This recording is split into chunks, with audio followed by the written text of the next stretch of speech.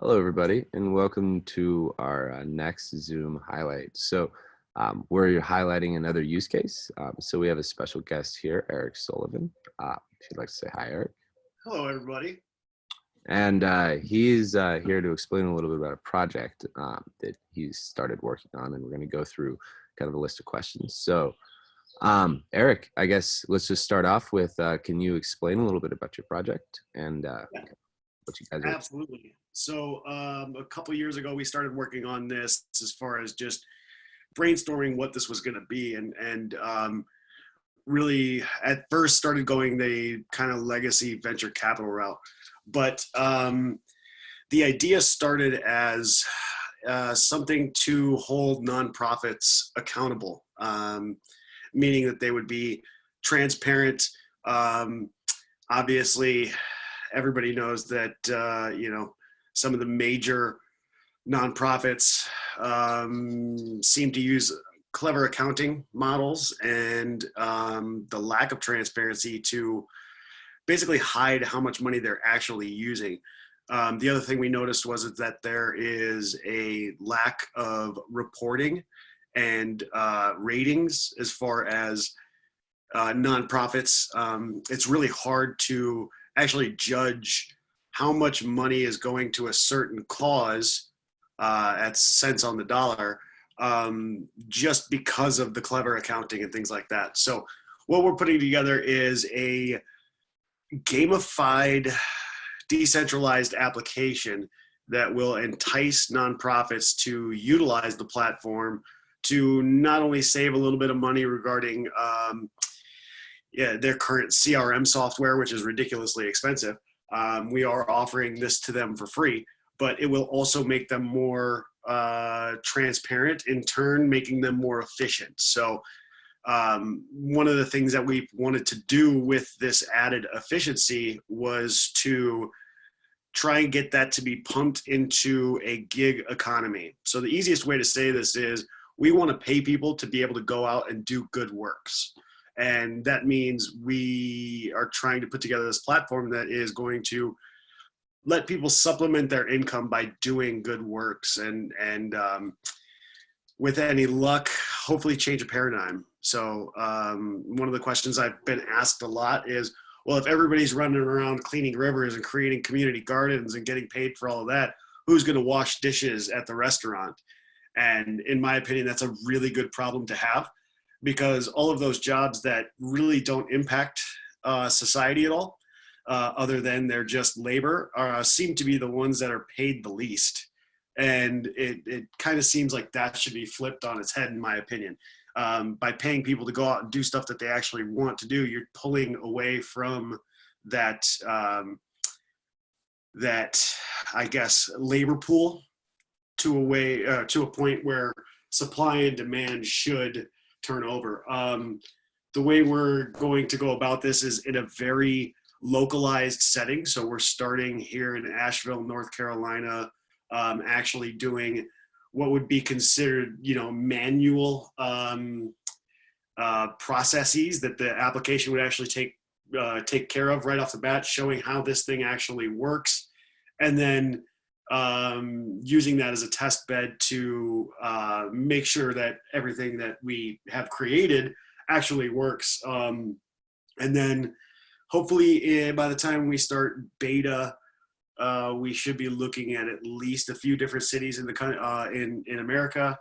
And I have talked to a couple of different people, one of which works with a really cool foundation that does nothing more than crowdfunds various, I guess, odd goals, like climbing Mount Kilimanjaro or taking a pedal boat across the English Channel and stuff like that. And there's a lot of crowdfunding mechanisms that have to happen. So obviously, with the ability to utilize cryptocurrencies, it makes them a bit more efficient as well, just in the sole fact that we'll be able to move money across borders for them in a much more efficient way. So I guess as far as the application is concerned, You know what? Let's get into the questions. Let's get into questions. Yeah, yeah. So, I mean, you covered this a little bit, but I mean, what's the primary goal that you're trying to achieve? Like what would be the ultimate end result of this that you would like to see? I would like to see. I would like to see this culture of nonprofits being able to abuse their positions. I'd like to see that go away and see we should never run into a problem where $500 million gets put into the Red Cross and they build 6 homes for it in Haiti. You know, that's absolutely ridiculous. Everything else they bought, they just upgraded their, you know, their trucks and got rid of some debt and did a few things other than that. But all of the money that was donated for a purpose like Haiti immediately went to just administrative and infrastructure things for them. So all of those people that donated that money, in my opinion, were cheated out of what they had donated to. And I would like to see, I'd like to see nonprofits become more transparent. The other thing is, this also has implications for NGOs as well as governmental organizations. The same thing we're doing as far as the smart contracts and holding, you know, basically building a budget around a certain cause and then getting that cause done and having it get paid out. And the people who actually are getting paid out for these things, it's a very transparent mechanism all the way down the board. So even I would like to see, you know, governments, localized governments, city councils utilizing this so that there's less waste, fraud, and abuse. One of the things, obviously, everybody knows are kickbacks, you know. So somebody just gets the job not because they're the best at it, but because they just know the right people. And they offer some money in return for the job. That's wasted money. That is money that could be going to certain causes. So I'd like to see donated funds as well as any governmental funds. I would like to see actually go for what they were proposed to go to, and then have the biggest impact it possibly can. So Awesome, man. So when do you anticipate? I know you spoke a little about kind of local betas and stuff. When do you anticipate kind of having an MVP ready, where you're going to start seeing it in action in kind of your early alpha phases? well, we have a time frame of somewhere around 6 months from funding. This actual foundation is going to be not just developing it and updating it and getting it to a point where not just MVP, but it's MVP and beyond, right? So this foundation is going to be built to die. I'd like to see, like I said, MVP in 6 months, but we're going to be funding ourselves through donations up until MVP. At which point we are taking a 0.5% transaction fee.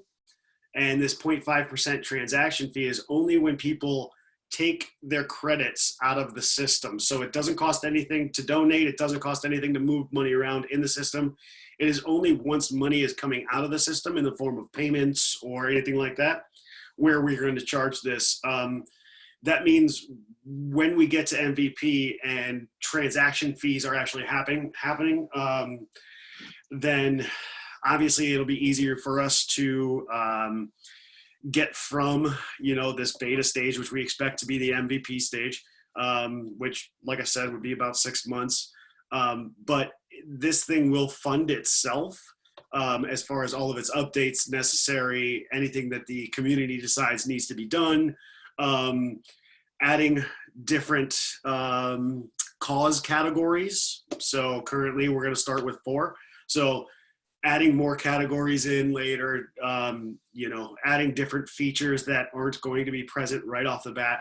All of that stuff will be taken care of out of that budget. But as soon as everything is done with that and we feel like we're going live, that means the entire foundation is going to be defunct. It's going to go away. And that 0.5% transaction fee will now get spread about throughout the community in the form of donation matching. So we'd like to see ourselves in at least 3 different cities, like I said before, by beta, which would be MVP. And then by the time we're actually going live, we do feel that it'd be probably another 6 months to where it's a product that we feel we can market to a lot of other markets, so a lot of other countries, things like that. But it's all going to depend on people, right? So if people feel like this is a project they want to get behind, they're going to be able to donate to the foundation in order to get this thing moving. So we have interesting partnerships already in the works, one of which is an exchange partnership that I can't mention yet. A very heart-centered exchange that does a lot of good things. And they are 100% on board with not just this idea, but also helping us in the development of certain aspects of the of how this is going to work. A lot of the questions I get asked are, about KYC and things like that, right? So we have to have 501c3 benefits, which means we have to play within this realm of regulation in America. So given that, it makes us have to do certain things that we wouldn't necessarily want to do. But what we can do is actually, in order to mitigate our liability and placate some of the issues that come up regarding KYC, everything is going to go third party through the exchange.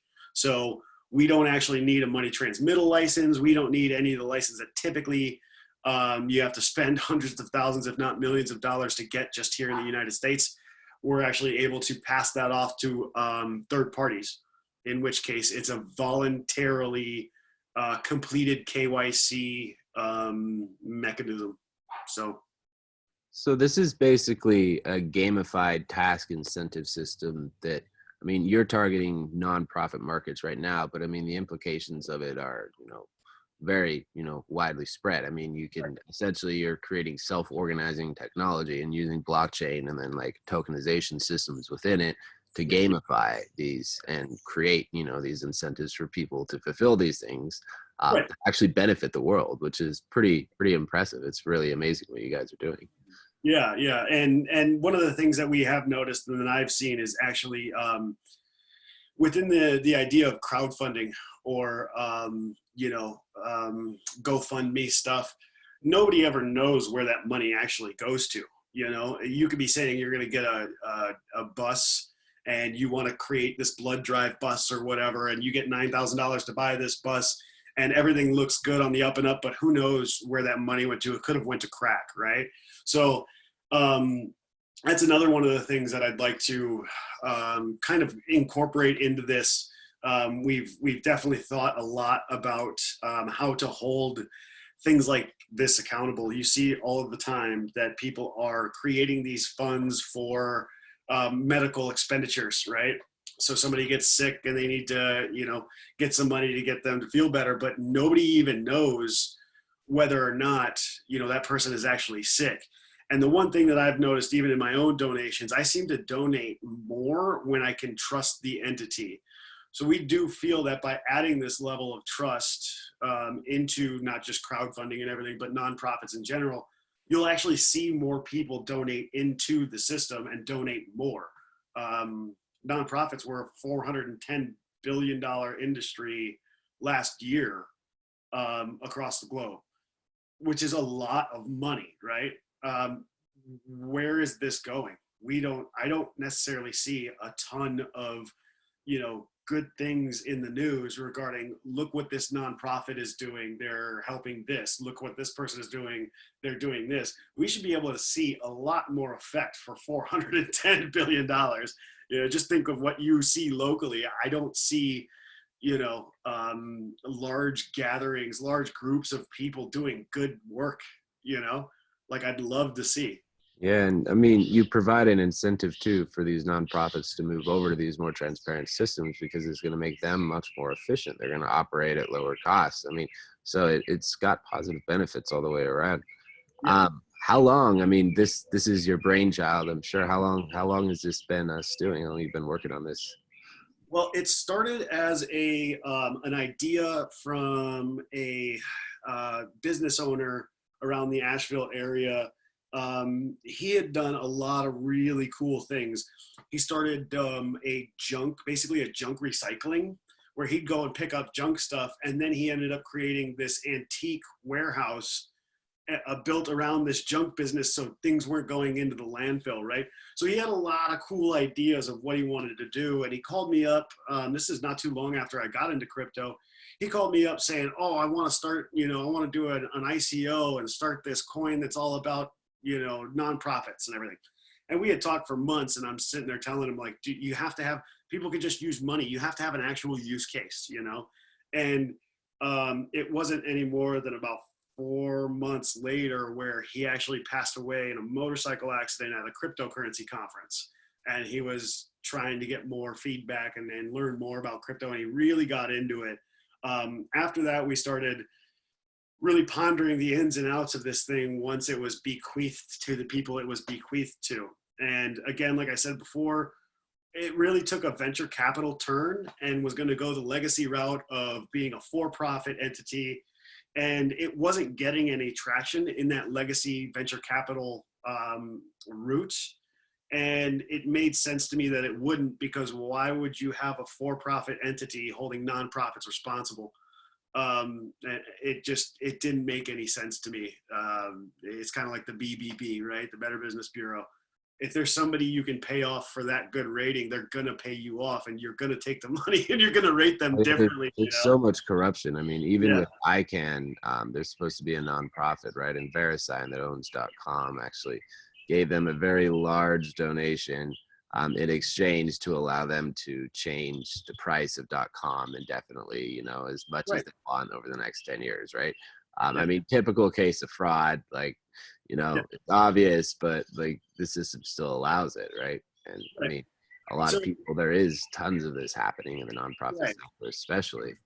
Yeah. So we were talking about incentivizing, um, the entities to come on board with this. There's obviously a ton of incentives as far as being more efficient, being able to report automatically, automating the accounting department, um, free software to use instead of their clunky CRMs that they have made for them. Obviously, those are like, the benefits that we would say sell to them. But there are other benefits. Not a whole lot of people realize when they, read the Bitcoin white paper that the incentive structure of Bitcoin is actually greed, right? So good money will eat bad money, and that's Bitcoin's job, is to eat bad money. Well, the same goes for companies, right? Good companies will eat bad companies as long as people know about the company, as long as people can do the research about the company and hold the company accountable. Good companies will eat bad companies. And we feel that just by getting local nonprofits together and having them have more trust within the community, you're going to see more donations go to them than you would the other guy, right? So in turn, you're almost defunding that other person without having to force them into anything. Just use the platform and you'll end up getting more, more donations just because people. Demonetize bad behavior and monetize good behavior. Right. You shift. Absolutely. That's a fundamental issue with the system as we know it, because the people that succeed are the ones that really have no empathy, right? Right. They're the ones that don't care about screwing people over. And Right. so when you shift that game, when you shift the incentives in the system, people change quite substantially. And this is an important thing for, I mean, cryptos, holds the promise of bringing us greater financial freedom, right? And Right. Right. but if we can't change the game, right? I mean, on the fundamental levels, right, on the economic systems, as well as like the task-oriented levels and the way companies operate, like Yeah. we're not going to really make that much of a change. We're just going to have, tit for a tat. You're going to have a different, name Right. for the same thing, right? Yeah. So, yeah, it's really important. So, I guess the last question. So, why have you chosen to go with Nexus? I'm sure there's lots of options and everything. It'd be nice to Well, share why you've chosen this platform. yeah, multiple reasons. Besides obviously you, Colin, your accessibility and your heart and the way you want to put this project together. that's a huge thing for us. You know, anybody can be involved in our project, but we like to surround ourselves with heart-centered people. So you were one of, you know, quite a few we were looking at to put this, you know, platform onto. But, you know, just having the conversations that we did in Miami, not only did I understand that you were heart-centered in what you were doing, and it was really for the good of society over the good of yourself. That's a huge thing for us. But the other thing was we were trying to create this autonomy or this automated donation engine, and you already created 90% of it. So as we were sitting there going, oh, it's going to take us 6 months just to build this ADE, you know, and we were sitting there thinking about it, and then all of a sudden, you know, we have this conversation with you, and I immediately called, you know, the guy who would be considered our CTO, John, and was like, hey, 90% of our job is done. Check this out. And really went over everything with him. And then obviously with meetings between you and Paul and me and John, it's really fleshing out faster than we thought it would. Not just within Nexus and everybody, you know, obviously in the community, but with the other partnerships. So the universe really did just kind of pull everything together. So I could say we made the conscious decision, but it kind of seems like the decision was already made a while ago. So it just kind of fell into place. So Awesome. yeah. So does anybody have any questions they'd like for Eric? You can just send them to me in the chat if you'd like.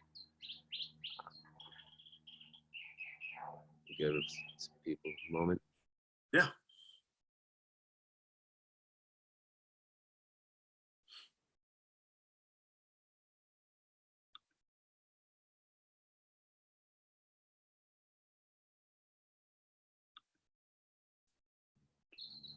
Doesn't look like no questions, everybody? No questions. Very good. No questions?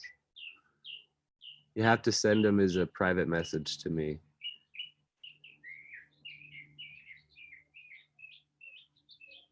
No? All right. Well, we appreciate your time today, Eric. This is great. Absolutely. Thank you. Oh, Maid says thank you. She says just thank you. Okay. Yes, it's inspiring what you guys are doing. It's really awesome. We're happy to see you guys working together with us and, you know, delivering this and becoming an amazing, because this is I mean, when it comes to use cases for us, we're focusing on quality, things that are meaningful, things that actually make an impact in the world, you know, because that's what this technology is for, is to disrupt and realign things and change them for the better, right? So we focus on those qualities. So we're grateful for you to have shared everything about this project, and we look forward to seeing it come to fruition.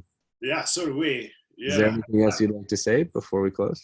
Yeah. The one thing we've noticed within the cryptocurrency space is the amount of just rabid following that not just a single cryptocurrency can have or a community can have, or based around one, but also the cryptocurrency community as a whole, right?